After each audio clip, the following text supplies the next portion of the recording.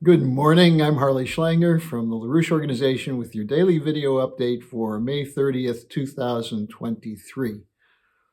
Well, you probably woke up this morning to the word that the debt ceiling has been raised. The budget crisis is solved for at least the short term. The can has been kicked down the road, and the details are still to be worked out. But in fact, this is a budget which is committed to a permanent war and accelerating austerity against the population. McCarthy and Biden agreed to raise the debt ceiling in order to increase military spending. It's going to be close to $1 trillion level for the fiscal year 2024. They added $88 billion to what had been expected. This is going to go to the military-industrial complex. No one's sure where it's all going.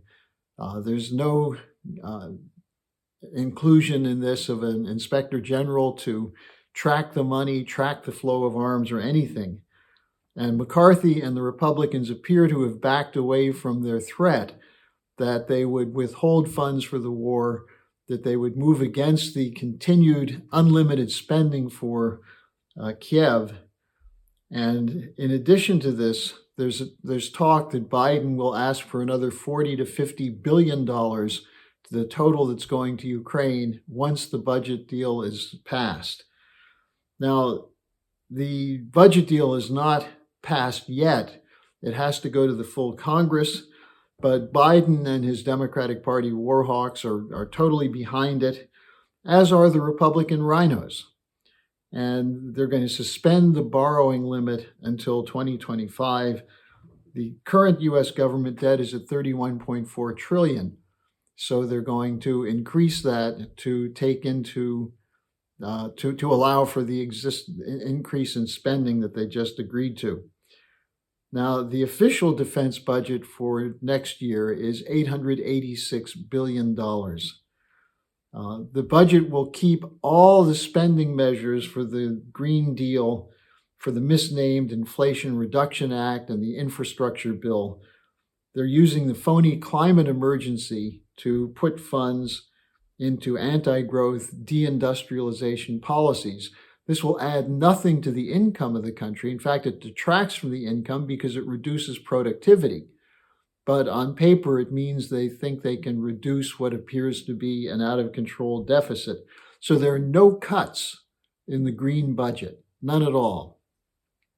But they are going to cap non-defense discretionary spending at 2022 levels in spite of the inflation of the last years, which means there will be cuts in education and public health and in other areas. Now, as I said, this still has to be voted on by the Congress, but once it's passed, the U.S. Treasury will release a flood of new Treasury bond debt issues, which will push up short-term interest rates. This is going to impact most banks.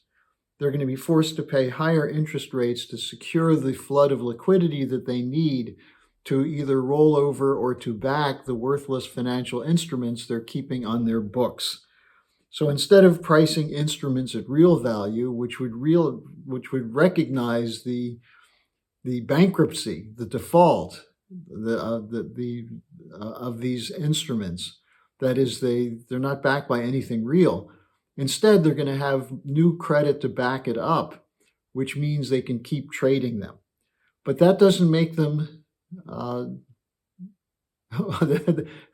that doesn't do anything for the system except keep the increase in debt going. Now, at the same time, and what I meant to say is it doesn't make them solvent.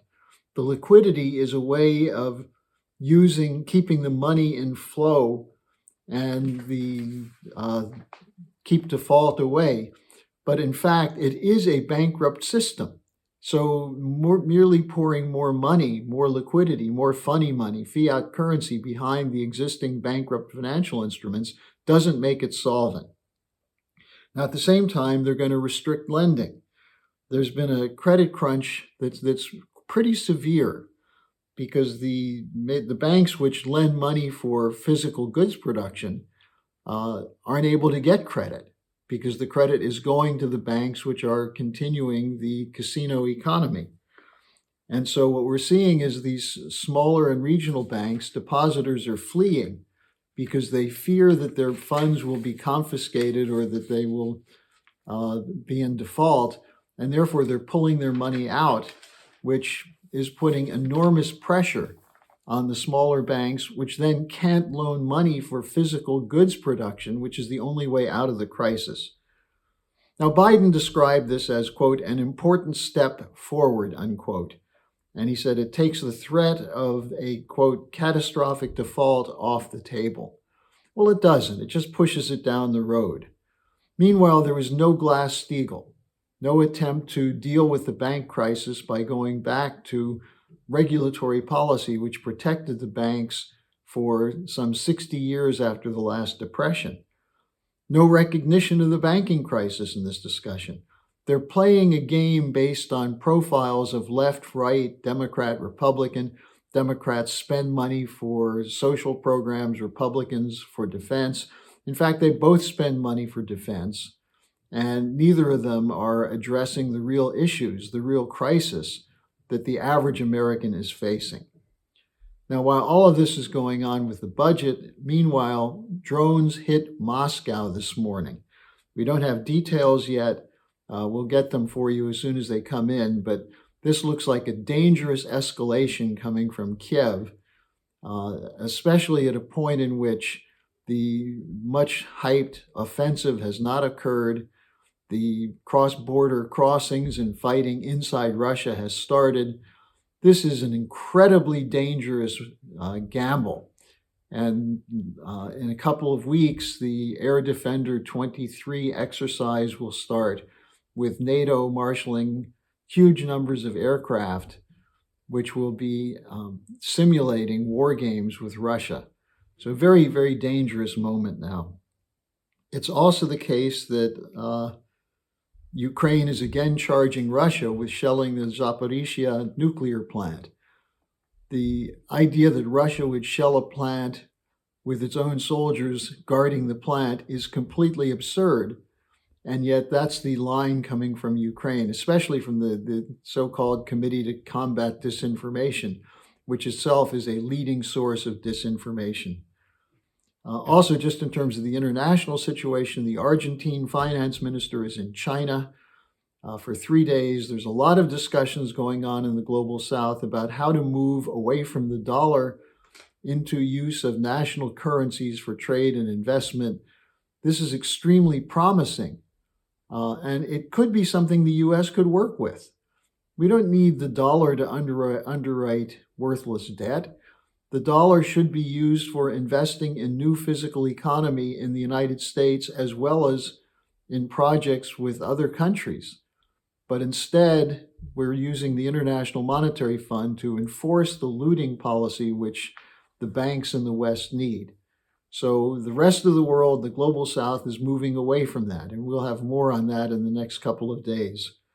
Now, if you haven't watched it yet, I highly recommend the video of the Saturday Manhattan Project discussion.